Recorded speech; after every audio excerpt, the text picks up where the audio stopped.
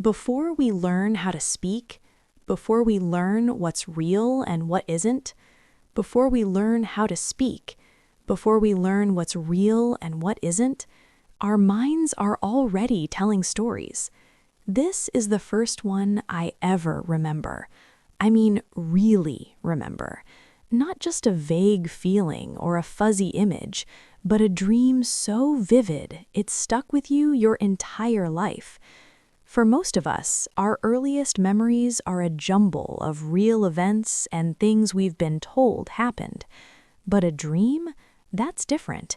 It's a purely personal piece of your history, a little movie that played only inside your own head. I want to tell you about mine. I must have been very young, maybe 3 or 4 years old.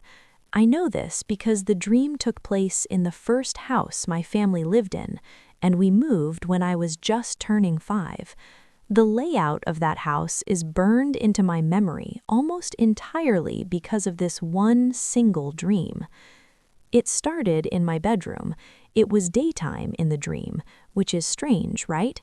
Most dreams feel like they happen at night, but sunlight was streaming through the window, catching dust motes dancing in the air, just like it did in real life. My room had this pale blue wallpaper with little white sailboats on it.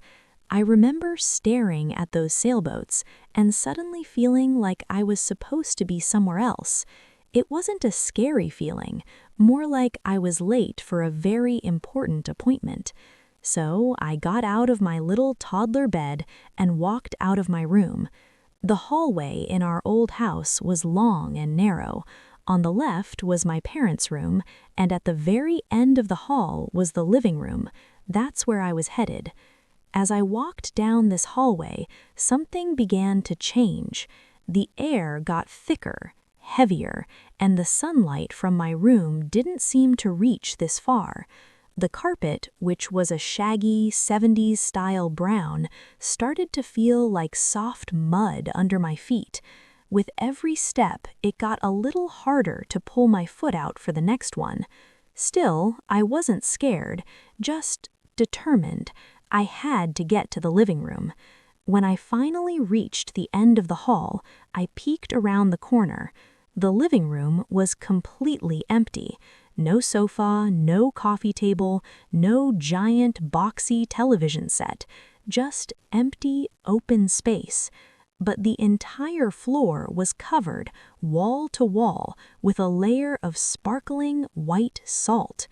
It was like a miniature salt flat right there in my house. And in the very center of the room, sitting cross-legged on the salt, was my dad. He wasn't doing anything, just sitting there, facing the large picture window that looked out onto our front yard. He was wearing his usual work clothes, a simple button-down shirt and a pair of slacks. He didn't seem to notice me. I called out to him, "Dad?" My voice sounded small and thin in the big, empty room. He didn't turn around. He just slowly raised his right arm and pointed towards the window. I followed his finger and looked outside. Our quiet suburban street was gone. Instead, there was an ocean, a vast, deep blue ocean stretching all the way to the horizon. The waves were huge, but they were moving in eerie silence. They would crest and crash without a single sound, sending sprays of white foam into the air. And then I saw them, whales, dozens of them, humpback whales, blue whales, orcas, every kind of whale you can imagine. They were breaching, jumping completely out of the silent water, their enormous bodies hanging in the air for a moment before splashing back down without a sound. It was the most beautiful and terrifying thing I had ever seen, a silent ballet of giants. I stood there, stuck in the muddy carpet of the hallway, just watching. I felt this incredible sense of awe, but also a deep sadness.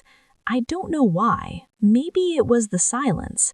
The most majestic event in the world was happening, and it was completely quiet. I looked back at my dad.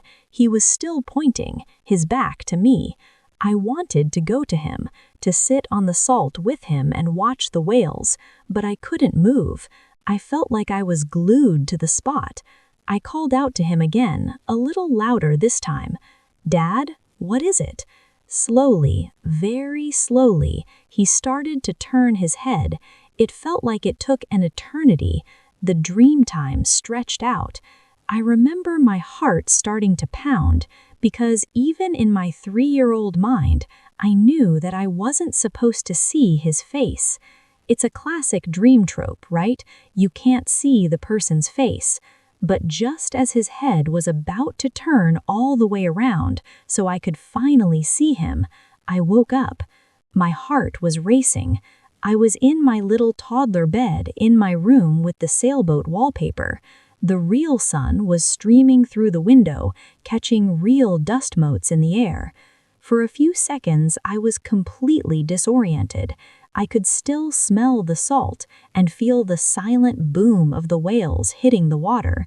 I scrambled out of bed and ran down the real hallway. The carpet was just a normal, shaggy carpet. I burst into the living room, and everything was there. The sofa, the coffee table, the TV. My dad was sitting on the couch, drinking a cup of coffee and reading the newspaper just like he did every Saturday morning. I ran to him and threw my arms around his legs. He was surprised, and he put his paper down and picked me up. "Whoa, what's all this about, sport?" he asked, laughing. I tried to tell him. I tried to explain about the salt and the empty room and the silent ocean and the pointing and the whales. I was a toddler, so my words probably came out as a jumble of nonsense. Salt floor, whales in the window, you were pointing. He just smiled and hugged me. He probably thought it was just a silly kid's nightmare, but for me it was anything but. It was profound. It was the first time I understood that my mind could create entire worlds that were not real, but felt just as real as anything else. Over the years, I've thought about that dream a lot. I'm no dream psychologist, but it's fun to try and unpack it. The salt floor, maybe it represented preservation or something barren. The ocean outside the window, maybe it symbolized the vast, unknown world that I was just beginning to become aware of.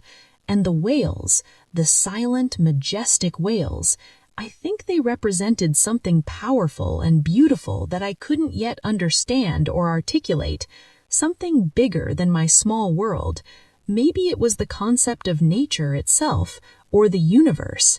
And my dad, pointing the way, he was my guide, my protector. He was showing me this incredible, overwhelming world, but from the safety of our home.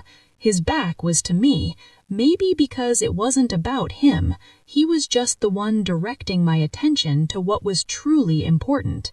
And the fact that I woke up before I saw his face, maybe my young mind just couldn't handle the full revelation yet. The mystery was part of the lesson. That dream became a sort of internal compass for me. Whenever I feel lost or overwhelmed in life, I think about it. I picture myself standing at the edge of that hallway, looking at a silent, magnificent, and slightly scary spectacle. And it reminds me that the world is full of wonders that are beyond my immediate comprehension.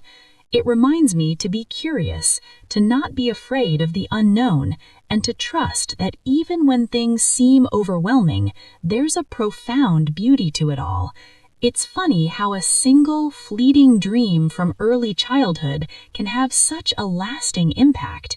It was the first story my brain ever told itself, a private myth that has shaped, in some small way, how I see the world.